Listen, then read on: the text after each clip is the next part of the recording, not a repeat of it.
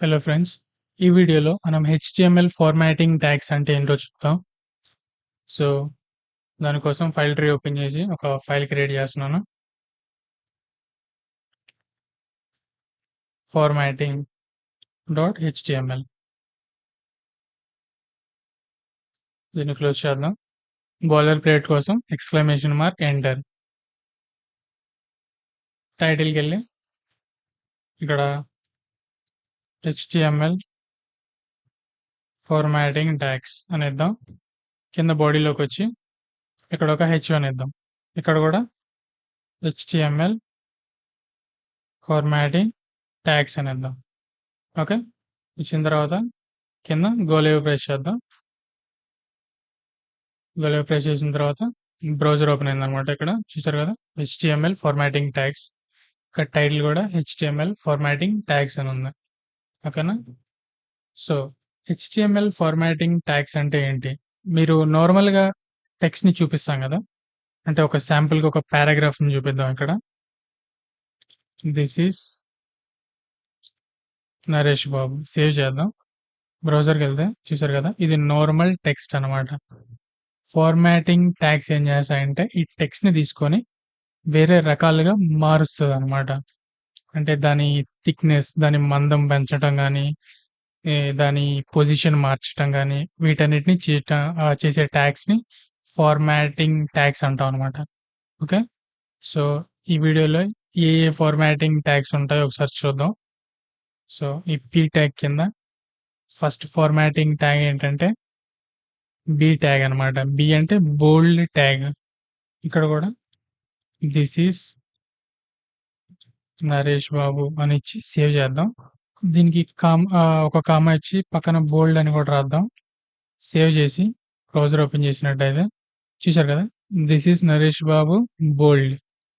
అది చూడండి ఎలా ఉందో, ఇది చూడండి ఎలా ఉందో. దానికన్నా ఇది సైజ్ పెద్దగా ఉంది, థిక్నెస్ కూడా పెద్దగా ఉంది అనమాట. దానికన్నా ఇది కొంచెం మందం ఎక్కువగా ఉంది. సో సేమ్ బీ ట్యాగ్ లాగే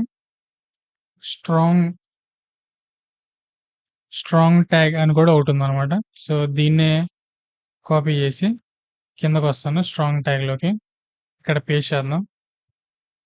కామా పెట్టి పక్కన స్ట్రాంగ్ అని రాస్తాను. సేవ్ చేసి బ్రౌజర్కి వెళ్దాం. మీరు చూసినట్టయితే ఇది ఎలా ఉందో ఇది కూడా అలానే ఉందన్నమాట. సో ఇది నెక్స్ట్ లైన్లోకి రావడానికి ఇక్కడ ఒక బిఆర్ ట్యాగ్ ఇస్తాను. చూసారు కదా, this is Naresh Babu bold, this is Naresh Babu strong.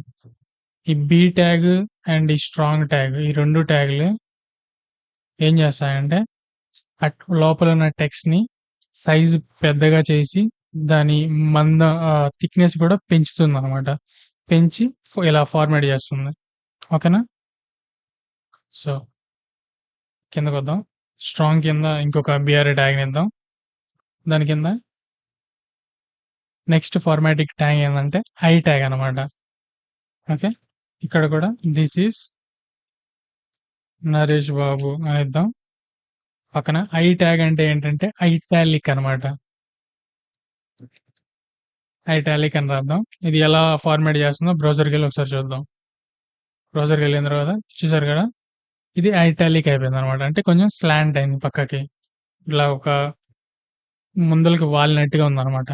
దాన్ని ఐటాలిక్ అంటాం. ఓకేనా. ఈ ఐ ట్యాగ్ అటు లోపల ఉన్న టెక్స్ట్ ని ఐటాలిక్ చేస్తుంది, ఐటాలిక్ గా ఫార్మాట్ చేస్తుంది. ఓకేనా. ఇదే విధంగా ఈఎం ట్యాగ్ అనేది కూడా ఒకటి ఉంది. ఇందులో కూడా దిస్ ఈస్ నరేష్ బాబు అని రాద్దాం. ఈఎం. ఓకేనా. సేవ్ చేసి బ్రౌజర్కి వెళ్దాం. చూసారు కదా, this is Naresh Babu EM. ఇది కూడా ఏమైందంటే ఐటాలిక్ అయిపోయింది అనమాట. లోపల ఉన్న టెక్స్ట్ ఐటాలిక్ గా ఫార్మాట్ అయింది. కింద ఇక్కడ కూడా ఒక బిఆర్ ట్యాగ్ ఇద్దాం. బ్రౌజర్కి వెళ్తే ఈ రెండు ఒకేలాగా ఉన్నాయి అనమాట. ఈ ఐ ట్యాగ్ ఈఎం ట్యాగ్ ఏం చేస్తే లోపల ఉన్న టెక్స్ట్ ని ఐటాలిక్ గా ఫార్మాట్ చేస్తుంది. ఓకేనా. సో ఈఎం కిందకు వచ్చి ఇంకొక బిఆర్ ట్యాగ్ ఇస్తాను. దాని కింద నెక్స్ట్ ఇంకొక ఫార్మాటింగ్ ట్యాగ్ ఏంటంటే ఐఎన్ఎస్ ట్యాగ్ అనమాట. ఓకే, దీని మధ్యలో టెక్స్ట్ రాద్దాం. This is Naresh Babu. Save చేసి బ్రౌజర్కి వెళ్తే ఇక్కడ చూసారు కదా, దిస్ ఈస్ నరేష్ బాబు అని ఉంది. దీంట్లో ఏం ఫార్మాట్ అయింది, ఈ టెక్స్ట్ కి కింద ఒక అండర్లైన్ ఇచ్చింది అనమాట, ఐఎన్ఎస్ ట్యాగ్ అనేది. ఓకేనా, సో ఐఎన్ఎస్ కిందకి వద్దాం, ఇంకొక బ్రేక్ ఇద్దాం దీనికి. నెక్స్ట్ వచ్చే ఫార్మాటింగ్ ట్యాగ్ ఏంటంటే మార్కెట్ ట్యాగ్ అనమాట. ఇందులో కూడా this is Naresh Babu mark అని రాద్దాం. సేవ్ చేసి బ్రౌజర్కి వెళ్తే చూసారు కదా, ఇందులో ఏం ఫార్మాట్ అయింది, లోపల ఉన్న టెక్స్ట్ అంతా ఒక బ్యాక్గ్రౌండ్ కలర్ వచ్చింది అనమాట, ఎల్లో. ఆ మార్క్ ఎలిమెంట్ అనేది ఏం చేస్తుందంటే లోపల ఉన్న టెక్స్ట్ కి ఒక ఎల్లో బ్యాక్గ్రౌండ్ ఇస్తుంది అనమాట. ఓకే, సో కింద దీనికి ఒక బిఆర్ ఇద్దాం. నెక్స్ట్ ఫార్మాటింగ్ ట్యాగ్ ఏంటంటే డిఈఎల్, డిలీట్ ఎలిమెంట్ అనమాట. ఇందులో దిస్ ఈస్ నరేష్ బాబు అనేద్దాం, డిలీట్. ఓకే, బ్రౌజర్కి వెళ్తే చూసారు కదా, this is Naresh Babu delete. ఇదే విధంగా ఫార్మాట్ అయింది, దీన్ని క్రాస్ అవుట్ అయింది అనమాట. This is Naresh Babu delete అనేది కొట్టేసినట్టుగా కనపడుతుంది అనమాట. ఆ డిలీట్ ట్యాగ్ అనేది ఏం చేస్తుంది, లోపల ఉన్న టెక్స్ట్ ని కొట్టేసినట్టుగా చూపిస్తుంది. ఓకేనా, సో లాస్ట్ ఇంకా రెండు HTML ఫార్మాటింగ్ ట్యాగ్స్ ఉన్నాయి, అవేంటో ఇప్పుడు చూద్దాం. దీని కింద కూడా ఒక బిఆర్ ట్యాగ్ ఇస్తున్నాను. నెక్స్ట్ ఏం చూద్దాం అంటే ఒక పి ఎలిమెంట్ ఇద్దాం. ఇందులో హెలో అని ఇచ్చాను. బ్రౌజర్కి వెళ్తే ఇక్కడ హెలో అని ఉంది. ఓకేనా, ఈ హెలో తర్వాత